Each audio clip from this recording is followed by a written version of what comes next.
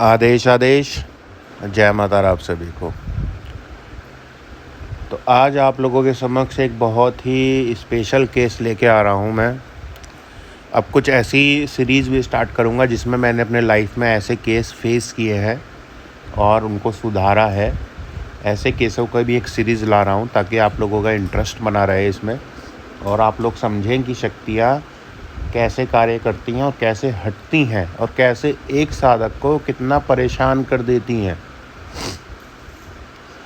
तो ये बात है, जैसे कि टाइटल का आपको मालूम ही है, कैसे एक स्त्री ने कर्ण पिशाचनी सिद्ध करने पाई लेकिन उसके पास काम पिशाच आ गया।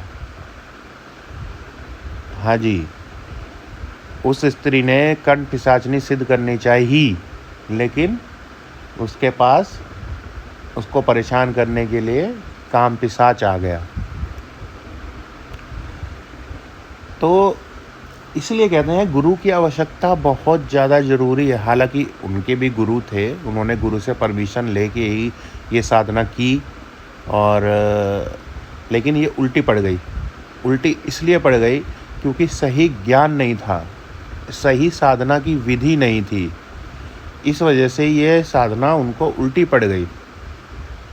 तो ये केस मेरे पास आया था और इसको मैंने 70% ठीक भी कर दिया था। 70% के लगभग इसको मैंने ठीक कर दिया था।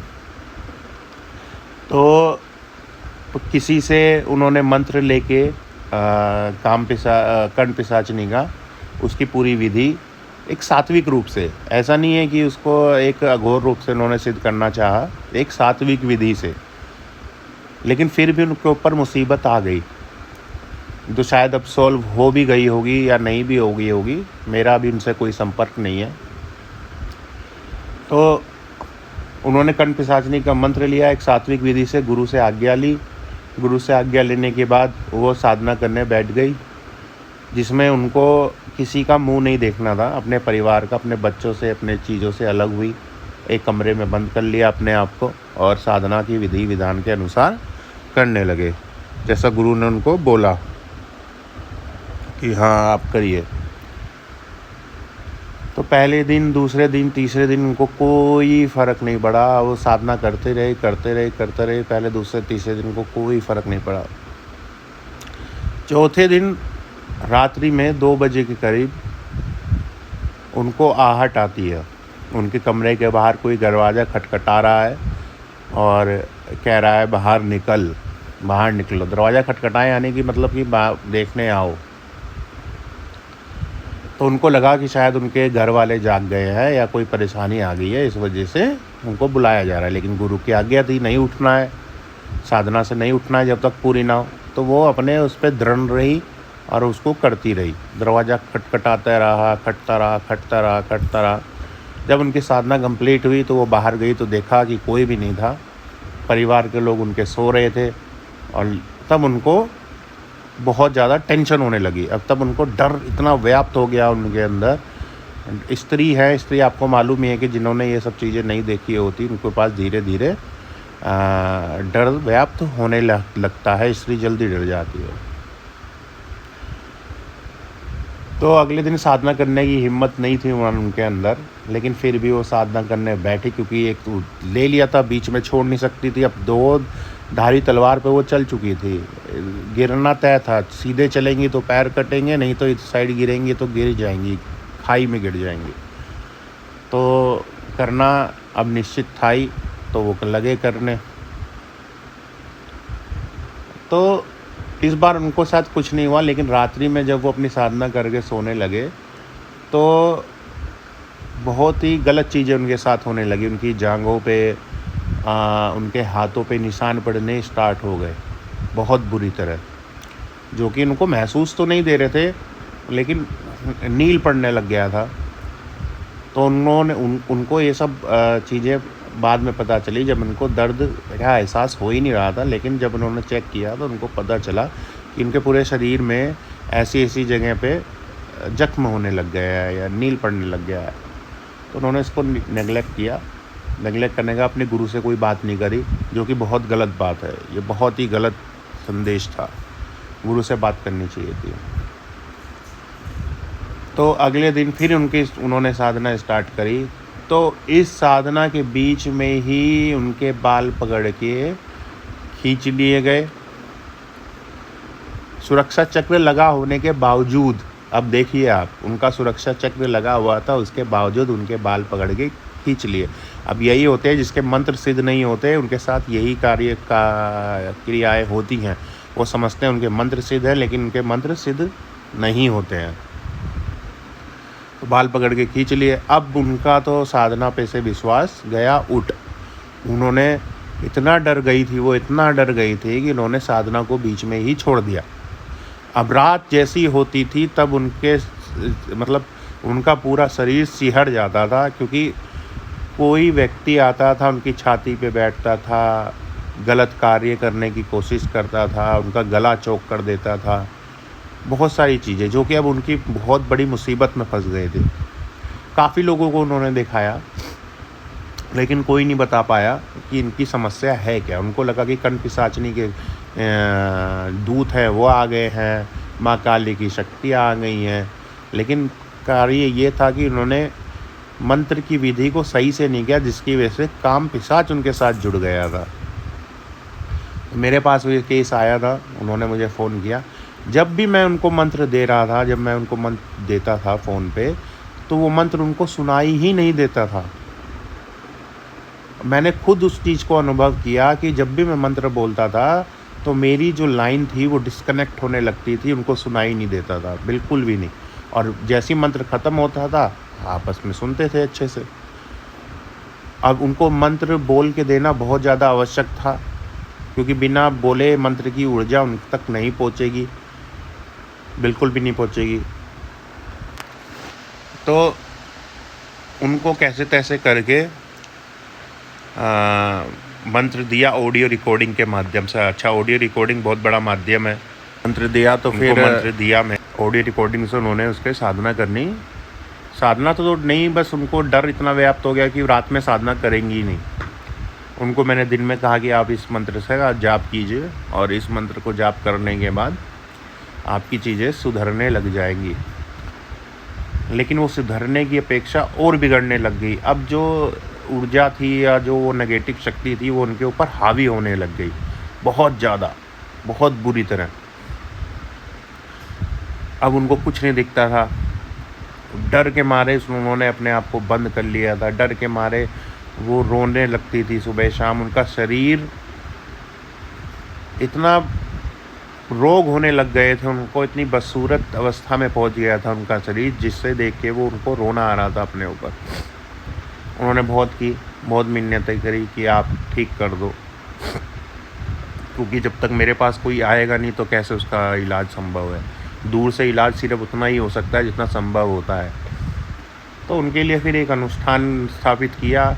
उस अनुष्ठान में रात्रि के समय जब अनुष्ठान करके हटे हम, तो उस अनुष्ठान के बाद हमको सपने में क्या प्राप्त होता है कि उस औरत को छोड़ दे, उस औरत को छोड़ दे, तू जो कहेगा तुझे वो मैं दूंगा लाके, उस औरत को छोड़ दे। ये हमको उस काम पिशाच द्वारा उलझाया जाता है। अच्छा, लोग क्या करते हैं कि दूसरों से कोई मतलब नहीं होता उनका, और जब उनका काम निकल रहा होता है तो वो अपने काम को पहले देखते हैं। मैं चाहता तो उस शक्ति को सिद्ध करके अपने पास रख सकता था, या मुझे क्या फ़र्क पड़ा था कि मैं उनकी ज़िंदगी को बचाऊं या उनकी चीज़ों को सही करूं।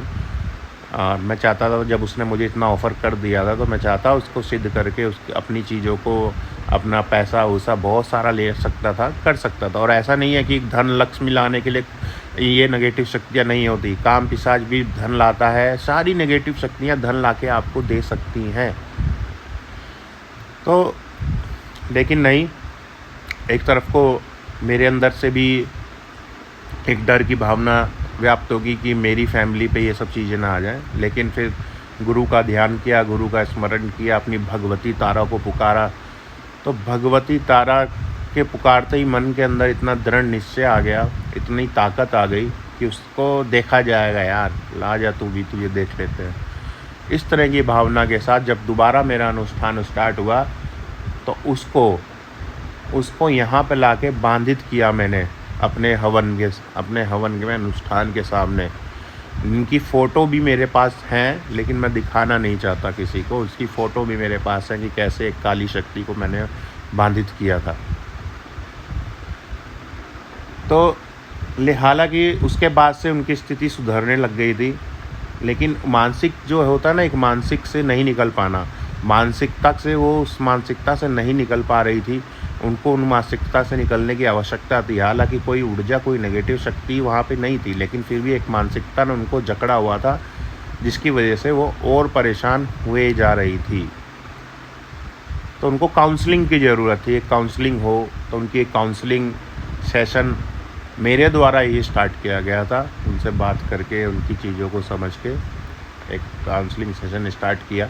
धीरे धीरे वो ठीक होने लगी, और धीरे धीरे, और जहाँ तक कि 70% तक वो ठीक हो चुकी थी।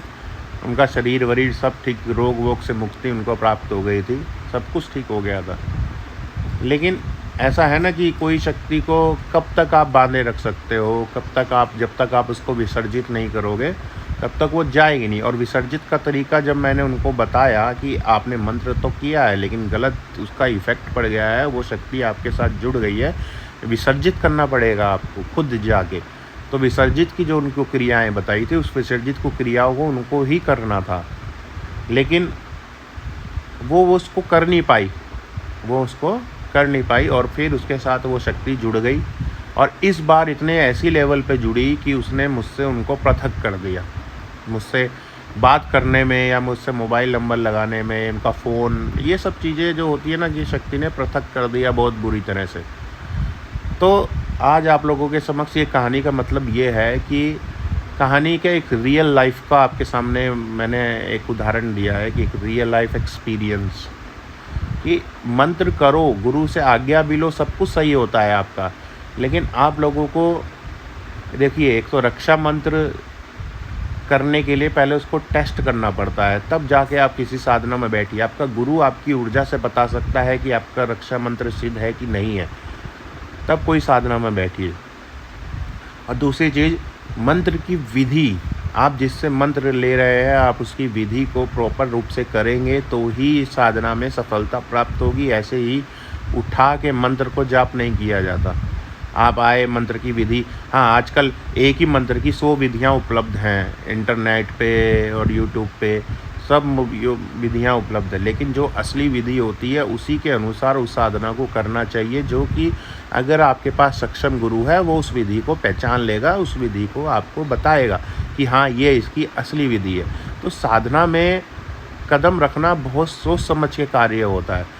अब देखिए, उस स्त्री ने सात्विक पूजा करी कर्णपिशाचिनी की, लेकिन सात्विकता में भी उनको नेगेटिविटी आ ही गई उनके साथ। तो आपको इन सब चीज़ों से बहुत ही सोच समझ के चलना होगा, बहुत ही सोच समझ के आगे बढ़ना होगा, वरना आप हमेशा परेशानी की स्थिति में रहोगे और इस तरह से तांत्रिकों के पीछे भागोगे। और इससे तांत्रिक क्या करते हैं, अपना ही फ़ायदा उठाते हैं, दूसरे का फ़ायदा नहीं उठा पाते, अपना ही फ़ायदा उठाते हैं। और फिर आप लोगों भटकते रहिए, कहाँ कहाँ भटकेंगे। उसके बाद आपकी लाइफ में कभी कोई सुधार हो नहीं पाता जब तक आपको सही सच्चा एक तांत्रिक न मिल जाए। तो साधना को बिल्कुल सेफ दृष्टि से देखिए और बहुत ही सोच समझदारी से किसी भी साधना को कीजिए। मेरा उद्देश्य केवल यही था, आप लोगों को समझाना। आदेश, जय माता रा आप सभी को।